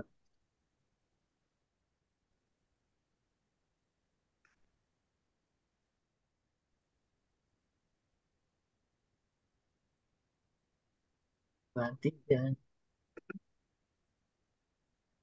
Tes. Oke, Dokter Endah, jelas gak sekarang? Jelas. Dokter bisa dengar Ah, Pak Sandi tadi? tadi kepotong gimana, Dokter Endah? Oke, izin Eh, saya lanjutkan sila- dok ya. Ini silakan soalnya Boleh, lanjutkan ilmunya boleh. Pak luar Sandi. biasa nih dok. Saya tertarik dengan namanya ya, Beauty Code. Kemudian saya pun masuk Hmm, ke sini itu ketika lihat, wih perempuan semua. Jangan-jangan saya salah masuk kelas gitu ya, enggak kok. karena Karena laki-laki pematerinya gitu. cowok. Hmm. Itu saya tertarik dengan judulnya Beauty Code karena kan kalau berkata beauty itu kan istilahnya feminismenya kuat gitu ya. Mengajak ke Ya. salah satu gender tertentu gitu. Nah, ini yang saya tanyakan apakah ini trainingnya berlaku juga untuk laki-laki dan mengapa Ya, penting gitu apabila betul sekali. laki-laki ikut sini. Boleh. Kalau laki-laki nanti jadi ganteng kot, Pak. Gak bercanda ya. Jadi ilmu ini ya, kenapa beauty code? Karena memang jujur ya, market beauty yang paling tinggi adalah wanita sebenarnya. Kayak begitu kan. Dan sebenarnya beauty ini tuh tidak selalu unsur laki-laki ataupun perempuan sebenarnya tidak mengarahkan seperti itu. Karena memang karena sudah awamnya seperti itu maka aku pakai beauty code. Tapi pertanyaannya, apakah ini hanya untuk wanita? Tidak sama sekali. Sebenarnya konsep di beauty code ini sebenarnya konsep bagaimana kita melihat secara keseluruhan. Bagaimana konsep sehat dan konsep saya sebut bukan cantik tapi mungkin baiknya mungkin bugar dan prima ya. Kayak itu jadi biar bisa bareng-bareng. Kayak begitu ya Pak. Karena yang di dalamnya itu adalah bahkan sebenarnya bukan hanya tentang beauty sih. Sebenarnya di pertemuan satu pertemuan kedua yang paling banyak saya asah itu sebenarnya bagaimana tentang mengenal diri sendiri sih itu sih sebenarnya. Benar gak Dokter Enda? Mungkin Dokter Enda Ya, bisa kasih share sedikit. ya. Jadi ini tidak sebatas kecantikan sih, Pak Sandi, tapi kesehatan kita secara keseluruhan ya. Tidak hanya Betul. kesehatan fisik saja, tapi emosional ya. Kemudian jadi kita itu secara keseluruhan dari sisi Secara keseluruhan. kesehatan kita. Betul sekali. Itu. Dan terutama Nanti untuk kenal diri kita sendiri ya. betul. Yang paling penting itu dulu. Ya. Nah, tadi yang meneruskan pertanyaannya Pak Sandi, Dok. Maaf, sebelum saya lanjut, Pak Sandi bisa bisa menerima penjelasannya Dokter Mets? Ya, bisa.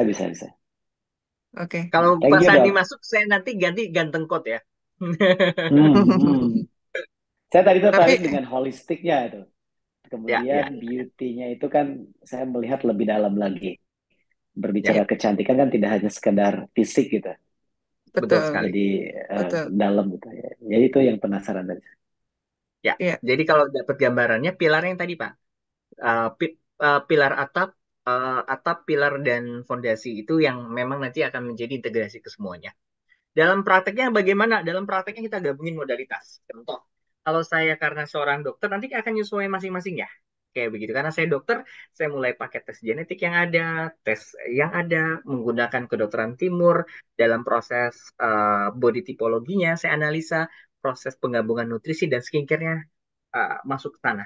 Jadi itu dalam dalam konsep realnya ya, kayak begitu. Walaupun kadang-kadang Oh ya, ada beberapa terkait juga itu dengan dok, maaf, mumpung ingat. terkait dengan rumah itu yang tadi Hmm, bentuk oleh coach Dr. Match gitu ya. ya, Kan ada pilar, ada pondasi. Nah, betul. bagi kita seorang awam tuh, mana dulu tuh? Karena kalau membangun rumah kan yang baik adalah pondasinya ya, sebelum ke Ya, betul atap gitu, sekali. atau ke tiang gitu. Apakah ketika mau belajar sesuatu, apakah harus perlu dulu yang ikut pondasinya, atau Hmm. gimana?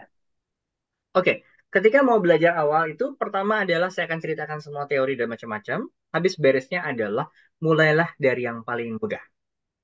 Karena yang dibangun adalah kebiasaan, Pak. Gitu. Karena ini adalah bukan terapi 1 hari, bukan. Yang ini kalau masuknya praktisi ya. Masuknya praktisi ya. Kalau misalkan orang mau jadi use atau mau jadi case, itu sifatnya langsung direktif sifatnya. Nanti secara umum yang akan dibangun adalah pola kebiasaannya, Pak. Kalau saya selalu buatnya kebiasaan 3+1.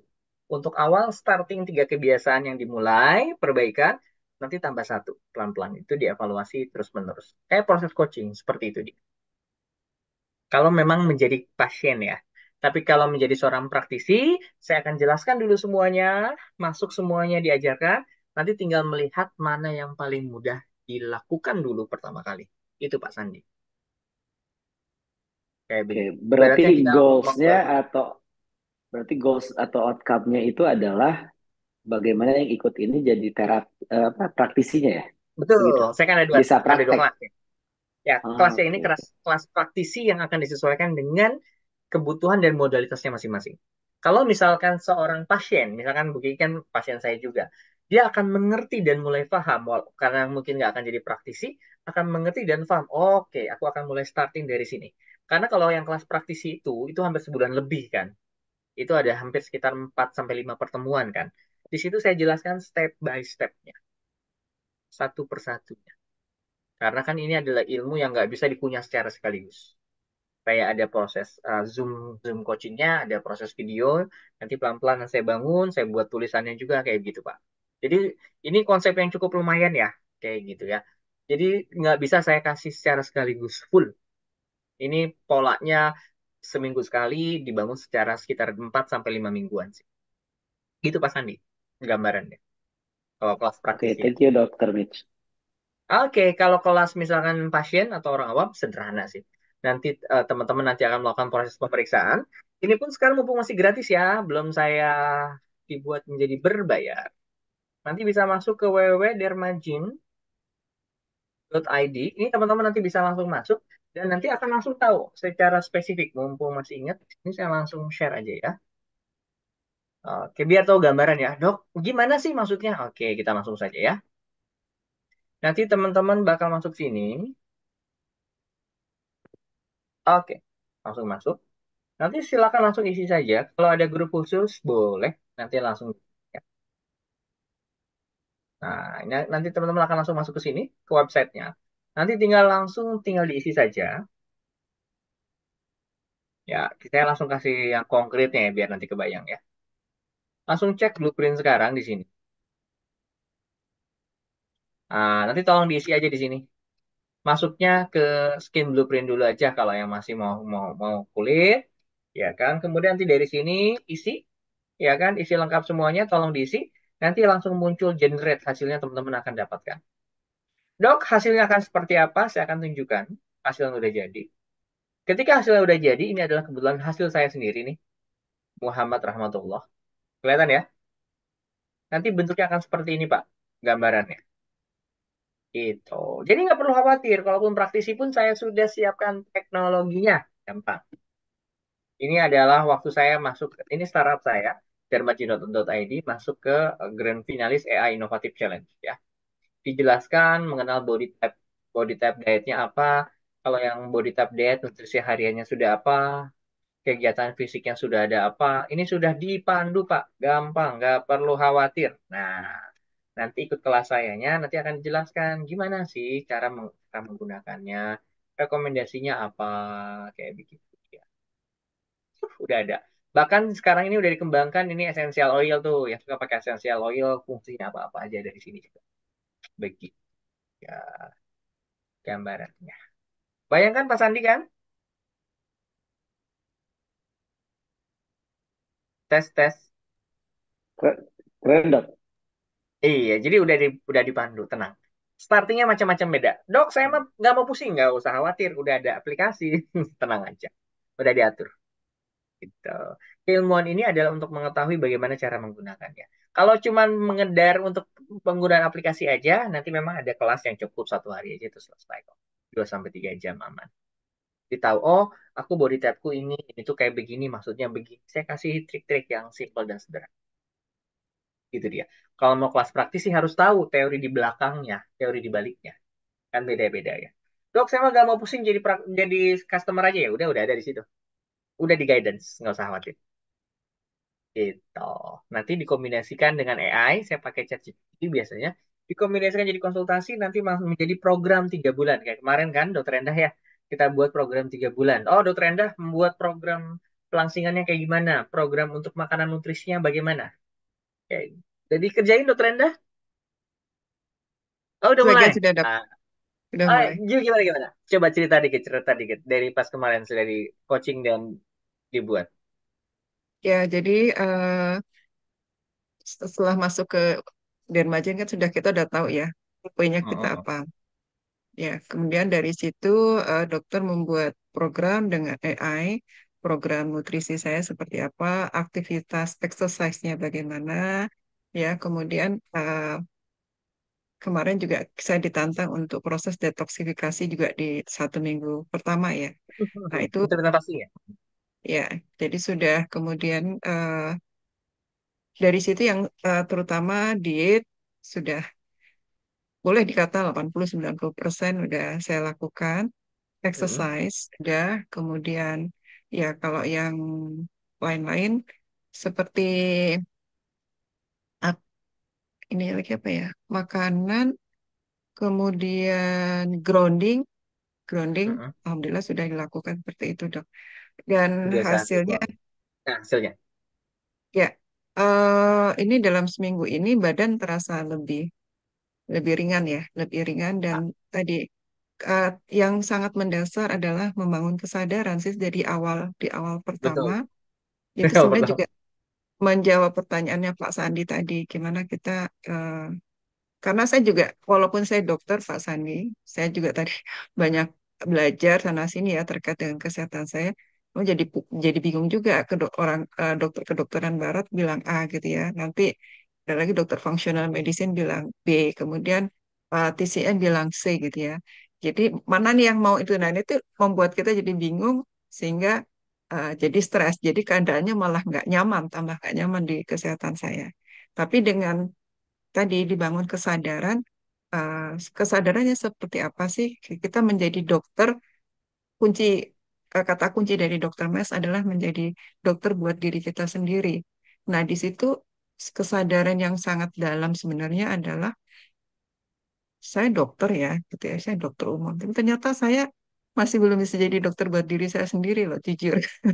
Artinya menjadi kita menjadi dokter sendiri, diri kita sendiri itu adalah connected dengan diri kita sendiri. Kita paham dengan diri kita sendiri. Sign-sign yang disampaikan dari tubuh kita itu kita kenal gitu. Oh, apa namanya? Kok aku lemes ya? Aku nggak nyaman ya? Kok aku berarti itu kenapa gitu? Kita malah cenderung bukan Menyalahkan. kita ya. Maaf, saya mungkin ya. Jadi nyalahin. Kok aku lemes terus ya? Padahal aku udah gini-gini. Jadi kita nyalahin tubuh kita gitu loh. Jadi saya nyalahin tubuh saya. Nah, itu tandanya saya nggak kenal dengan sign yang disampaikan oleh tubuh saya gitu. Tapi dengan kemarin diadu dengan dokter mes gitu ya, itu oh saya bisa bisa menemukan kesadaran yang sangat dalam dan itu membuat eh, kesadaran itu membuat apa ya? Jadi lebih tadinya tuh ada tembok gitu, ada Hmm. tembok besar gitu sehingga bingung.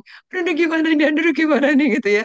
Nah begitu ada kesadaran saya jadi tembok itu jadi terbuka gitu. Oh ternyata seperti ini tubuhku tuh kayak begini, ngasih sign begini. Terus yang lebih lagi adalah ke tingkat spiritual ya hubungan kita sama Allah.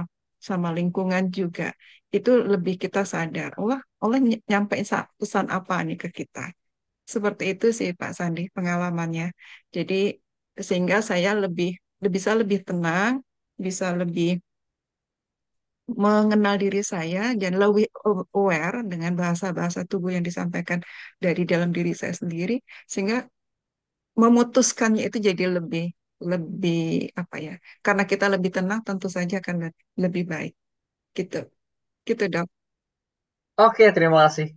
Dokter Anda saya pun nggak nyangka ya baru sembuh ya. Oke, thank you banget. Kayak gitu ya Oke, Pak Sandi. Dapat gambaran ya.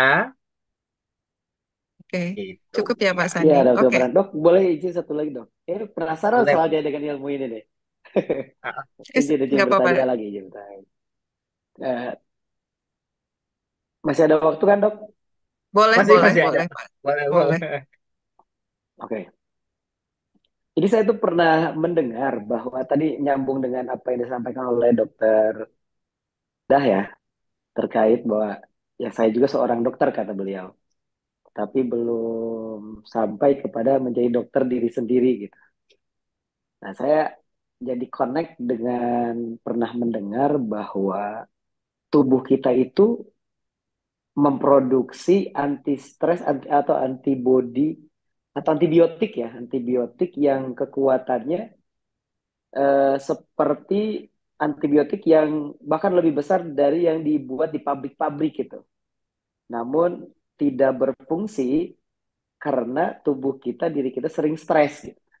Nah, bagaimana tuh dok cara memaknai dari itu? Apakah lebih dalam lagi bahwa tubuh kita tuh sebetulnya bisa menyembuhkan diri sendiri? Lalu kaitannya dengan kedokteran, sejauh mana kita tubuh itu mendetek atau tadi kata Bu Dokter Endah tuh me, apa ya mampu menangkap sinyal, sign dari tubuh kita. Oke, saya perlu ke dokter nih. Lalu apakah berobatnya ke dokter herbal atau ke dokter barat gitu? Nah itu yang ingin saya tanyakan. Oke, siap. Terima kasih Pak Sandi. Oke, sekali lagi sederhana ya. Jadi yang paling pertama adalah balik lagi kepada membangun kesadaran. Langsung aja praktek. Emang diapain sih dok? Oke, jadi biasanya kita melakukan proses coaching dan meditation. Karena gini, kalau lihat dari jawaban Pak Sandi, lebih banyak adalah kita mencari apa yang ada di luar ya. Jadi sebelum kita mau mencari apa yang di luar, kita harus tahu dulu mencari apa yang ada di dalam diri kita. Sehingga kita sadar, oke, sinyal ini maksudnya apa? Kita ini adalah kenapa? Setelah sadar, nanti adalah pilihan kita. Dan karena itu dengan pengetahuan di BT Code ini, kita apa ya, melakukan proporsi. Oh, kedokteran barat kita butuhnya adalah yang seperti ini. Kalau misalkan mau kedokteran timur adalah hal yang seperti ini. Jadi ada proporsinya di situ, Pak Sandi. Kesimpulannya kayak gitu. Karena hal ini nggak bisa saya jawab dengan langsung dan karena ini adalah ilmu praktikal ya. Jadi memang pertama pasti kita akan melakukan cross check secara genetik menggunakan derma genetik kita tahu problem kita tuh apa sehingga kita tahu pattern atau pola problem kita tuh di mana. Dari situ kita akan tahu dulu kita sadar, oke aku adalah red oval green square, problemku biasa adalah seperti ini, maka apa yang aku harus lakukan? Dari situ akan muncul tuh, apakah kedokteran barat pilih apakah kedokteran timur pilihannya, di mana proporsinya masing-masing. Itu sih Pak Sandi. Pertama adalah kesadaran, kedua adalah pengetahuan. Karena kesadaran nggak bisa tanpa pengetahuan. Orang sadar doang, oke aku sadar, tapi mau ngapain kan juga harus ada how to-nya. Nah itu dipandunya dari situ ya. Boleh yang lain ya. Oke, thank you, thank you, thank you.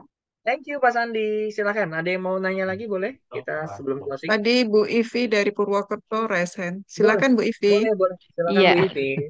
ya terima kasih menyimak luar biasa dan mohon maaf barangkali ada suara lain. Saya lagi Zoom 2 juga ya, Oke, sih. karena kegiatan sekolah penggerak.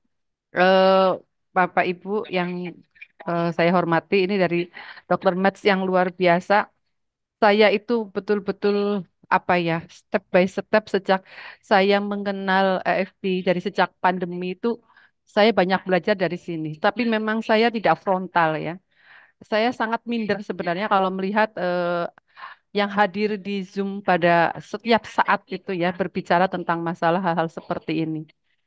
Tapi saya tetap harus berusaha, terutama dalam mengendalikan emosi ya. Kadang-kadang saya sering berhadapan dengan anak-anak yang kadang-kadang sikapnya di luar dugaan kita, ya. anak-anak sekarang itu kalau kita beri pembelajaran, ya, dibahas saat ini, sedang dibicarakan, sedang didiskusikan. Apa yang didiskusikan itu kadang-kadang apa ya? eh, dengan sengaja atau tidak sengaja anak-anak itu malah menyimpang dari yang sudah didiskusikan. Ya, sebagai contoh ya, umpamanya, mohon maaf saya kecilkan. Eh, saya kemarin itu baru rodo nangis. Sedikit cerita ya dok ya. Saya cerita. Boleh, boleh. Saya waktu seminggu hari apa? Hari Kamis atau hari Rabu. Hari Rabu itu hari terakhir sebelum kami cuti bersama itu. Saya kan guru ya dok. Saya guru agama Islam. Saya baru menjelaskan tentang tata krama, sopan dan malu. Ya, waktu itu sedang penilaian. Nah, ada yang bertanya, apa itu malu gitu kan? Saya sudah jelaskan. Karena setiap jawaban yang diberikan kepada anak, dicatat oleh anak, selalu saya ulas kembali. Supaya apa? Anak ini betul-betul memahami yang didiskusikan, disampaikan, tutor sebaya dan sebagainya. Baru kita menjelaskan masalah malu itu sesuatu yang kadang kita tuh tidak enak ada dalam diri kita, itulah malu. Tapi kalau ada orang berbuat sesuatu kok dia sudah salah, sudah istilahnya menyimpang, kok dia tidak malu, dia belum belum tahu, belum diberi hidayah, dia belum belum menjadi orang yang sadar dengan perbuatannya dia sendiri dan ini berbahaya. Nah, saya menjelaskan seperti itu pada anak-anak. Ternyata pada saat kita membahas itu ada anak yang perbuatannya tuh kadang-kadang apa ya, kita tuh kaget. Saya bilang, "Hai Mbak, kenapa kamu kok begitu?" gitu kan. Anak itu dengan santai, dengan tertawa, enggak Bu, enggak apa-apa. Padahal itu perbuatan yang memalukan menurut saya. Ya. Dan teman-temannya lain tidak tahu, ya anak-anak tidak, tapi saya tahu gitu. Saya tegur. Dan anak ini santai dan temannya yang di sampingnya itu juga itu kok kamu tak tahu kalau teman kamu seperti itu. Saya tahu tapi saya konsentrasi sedang penilaian begitu. Dan seperti itu. Pokoknya bla bla bla intinya anaknya tidak ada rasa malu. Nah, sehingga saya pada waktu itu saya pengen marah tapi saya menahan. Tapi pada saat saya diam itu saya menangis gitu ya. Kok anak seperti ini gitu ya. Dijelaskan kok malah seperti ini. Betul-betul saya tuh ya Allah anak sekarang ya begitu. Nah, ini dok, ya bla bla bla begitu. Saya kembalikan kepada diri Pertanyaannya sendiri. adalah, Ya, ya mm-mm. saya kembalikan kepada diri sendiri. Jadi semuanya istilahnya kalau saya katakan dok, eh, kalau katanya ada sesuatu yang kita simpan tidak diungkapkan itu juga berbahaya. Tetapi kalau kita ungkapkan dengan istilahnya mungkin dengan emosi, dengan apa, dengan istilahnya dengan ngegas bahasa dari Purwokertonya itu ngegas, itu juga berbahaya. Jadi kita gimana ya dok? Saya hanya bisa diam dan istighfar, tapi ternyata berimbas kepada diri saya. Saya sempat sempat pusing juga dok, saya sempat pusing. Dan mungkin tensi saya juga naik, tapi saya berusaha untuk terus saya slow down terus, saya turunkan dulu. Seperti itu dok. Jadi saya melihat dari sampai paparan dokter tadi tuh sepertinya saya tuh semuanya kena gitu loh dok. Kena semua. Seperti semacam Udah iya, sudah badan saya juga gemuk ya. Saya iya, ada iya. asam lambung, ada hipertensi, semuanya kena loh dok saya tuh. Nah Nah, ini dok, jadi tapi saya tetap berusaha dengan kondisi saya sendiri karena memang dokter yang baik adalah yang bisa mendeteksi diri sendiri dan saya berusaha itu terus. Sampai sekarang saya berusaha walaupun belum berhasil. Tapi saya bismillah la haula wala quwata saya begitu. Terus yang saya jalankan seperti itu. Nah, dok, di sisi seperti itu bagaimana ya, dok? Istilah memanajemen diri sendiri. Ya, mm, walaupun orang lain sering memberi kesempatan pada saya untuk berceramah, terutama dalam pengajian, tapi saya sendiri juga belum ada apa-apanya sebenarnya, dok. Nah, ini yang betul-betul saya tuh minder melihat di sini, dok. Ya, apa yang harus saya lakukan terhadap diri saya sendiri, bukan untuk orang, tapi untuk diri saya sendiri. oke. Mohon maaf, dokter. Terima kasih. Gitu. Terima kasih Bu Ivi. Saya kasih cara yang simpel ya. Yang pertama adalah kenal dengan diri sendiri. Nggak perlu khawatir. Nanti langsung cek tadi www.dermajin.id. Saya harus tahu juga ibu karakter dan tipenya seperti apa. Di situ sudah jelas nutrisinya harus seperti apa, cara makan seperti apa, exercise seperti apa, dan bahkan cara komunikasinya seperti apa bakal ketahuan. Karena setiap body type punya pola komunikasi yang berbeda. Satu. Ibu mau belajar kemanapun, kalau sebelum ibu mengenal diri ibu sendiri, nggak akan tahu. Seperti itu dia. Kemudian juga, kalau nggak salah, ada beberapa materi saya dari yang sebelumnya ya, kalau nggak salah Dokter Endah yang beauty code dan macam-macam ya. tentang body type ya. Nah, nanti Ya, bisa sudah cari ada aja di di grup. icon sebelumnya. Di icon sebelumnya, coba cek di sana. Saya jelaskan dari berbagai macam body type-nya bermasing-masing. Kayak begitu. Itu saya sudah jelaskan juga. Nanti di situ saja. Ya kan? Pertama adalah kenal dengan diri sendiri. Terus kedua adalah lakukan dengan cara yang paling sederhana. Saya langsung kasih konkret saja. Lakukan proses grounding dan minum air putih. Kayak begitu ya. Yang pertama adalah satu, cara grounding sederhana, pagi-pagi, keluar, habis beres sholat, habis beres ini, coba buka telapak, buka dengan kaki telanjang sebisa mungkin. Kalau ada rumput, ada apa, lebih bagus. Tarik nafas secara perlahan, sampai bisa melakukan EFT. Ya, EFT-nya titiknya nggak usah terlalu banyak, kalau banyak luka batin bisa di sini juga ya. Ya Allah, terima kasih atas semua nikmat yang Engkau berikan padaku ya Allah. Terima kasih ya Allah. Seperti itu ya. Ya, habis beres yang ketiga, yaitu buat dengan catatan jurnal. Jadi, ingat, emosi, katakan dalam hati ya, saya kasih mantranya ya. Mana Bu Iva? Tes, Bu tes, Evi. Bu Iva.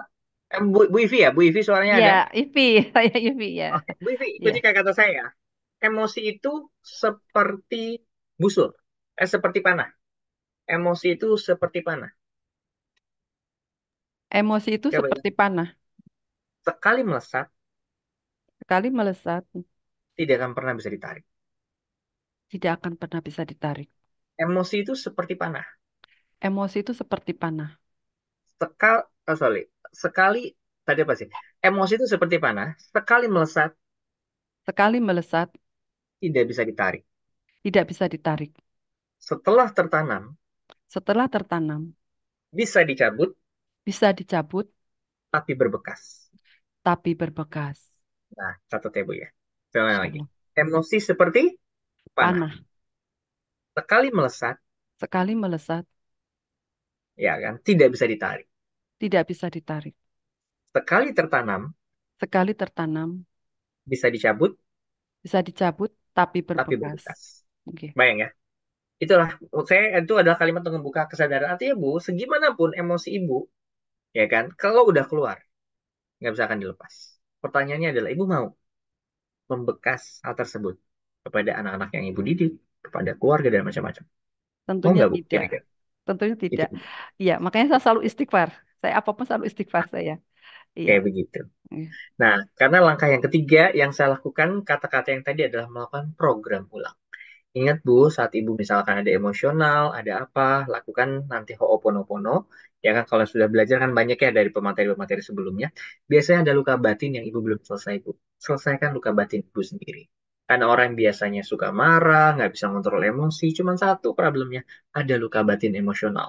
Yang mungkin terjadi pada kejadian Ibu sendiri, ataupun adalah luka batin yang dibawa oleh orang tua Ibu. Ataupun pasangan. Ataupun orang-orang di sekitar Ibu. Seperti itu. Karena kadang-kadang emosi kita yang ada saat ini, mungkin saja itu bukan emosi kita. Sering seperti itu. Kayak gitu ya. Ya, gimana caranya sederhana? Apakah ini emosiku? Jika tidak, maka kembalikan kepada pemilik. Dan biarkan aku tenang. Selesai. Itu perlu kesadaran. Karena itu yang terjadi. Apalagi kalau tipikal bodinya itu memang gampang banget sensitif terhadap rasanya cepat. Biasanya, dia bawa emosinya bukan dirinya, tapi dari orang lain. Kayak gitu.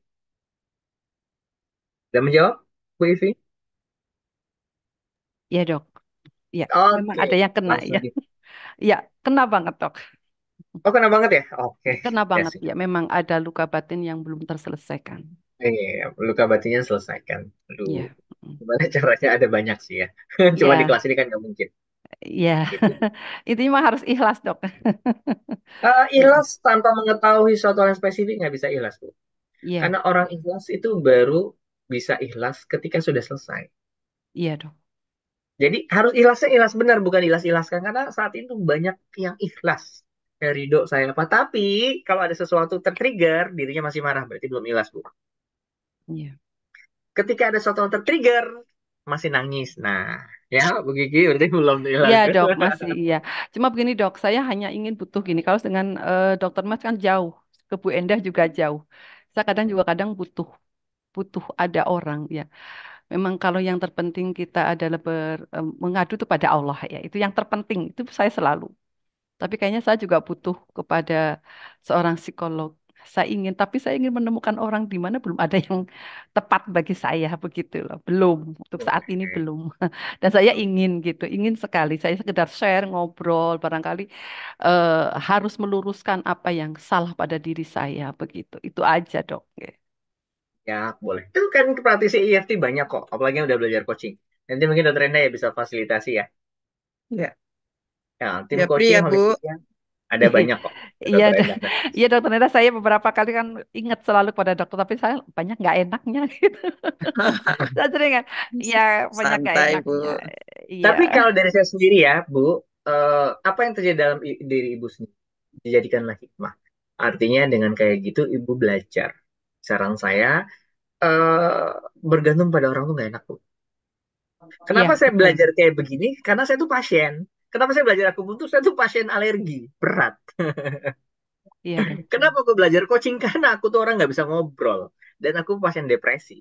Karena ya, kenapa aku belajar EFT? Gitu dia. Iya, Artinya jangan sampai masalah kita hanya menjadi sampah. Ya, jadikanlah masalah kita jadi intan permata. Masalah yang ada berarti Allah tuh sudah percaya kita bisa menyelesaikan. Itu udah pasti. Jangan baper. Ya kan, kalau teman saya lagi banyak itu nonton videonya Timotius ya, itu ada anak usia 23 tahun yang ngomongnya sombral, tapi bagus, nampar itu.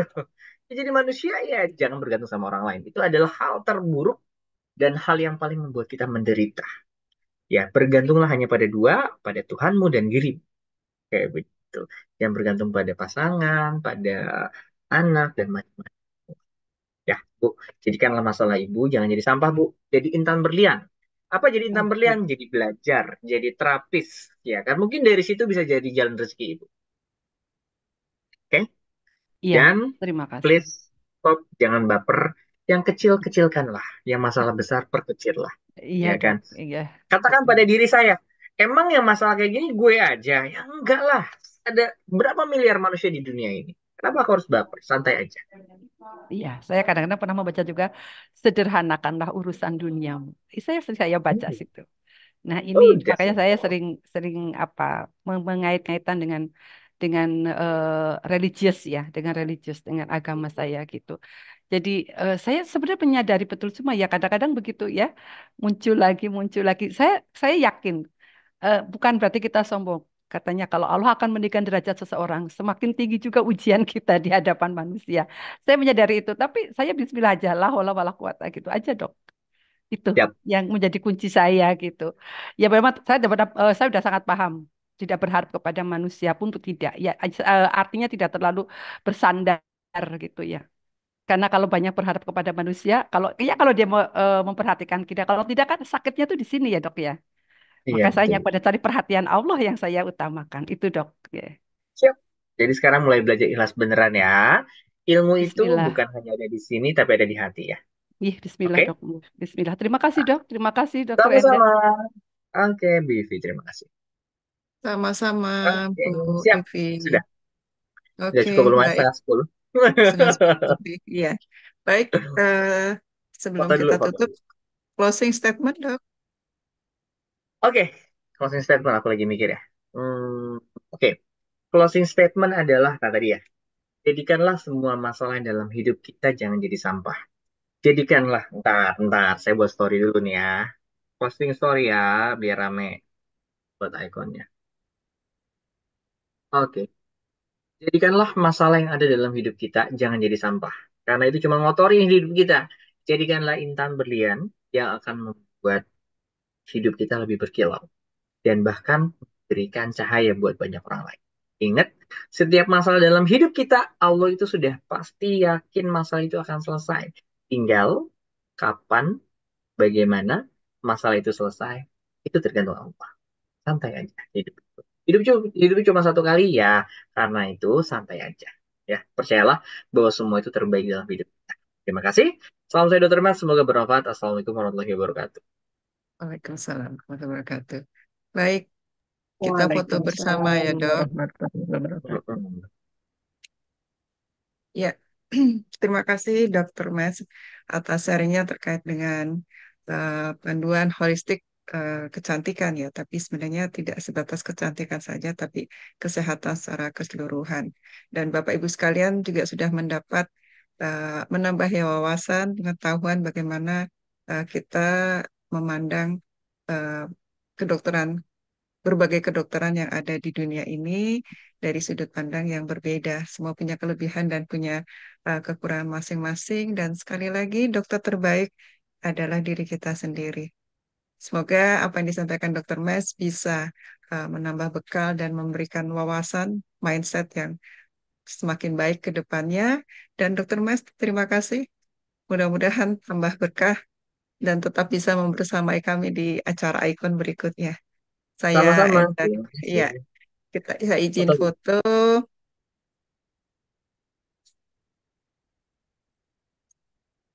Ya, baik. Terima kasih Bapak Ibu sekalian atas kehadiran dan partisipasinya juga Dr. Mas. Saya Endah Hernawati, mohon maaf bila ada kekurangan. Sampai ketemu di acara Ikon berikutnya. Terima Assalamualaikum warahmatullahi kasih. wabarakatuh.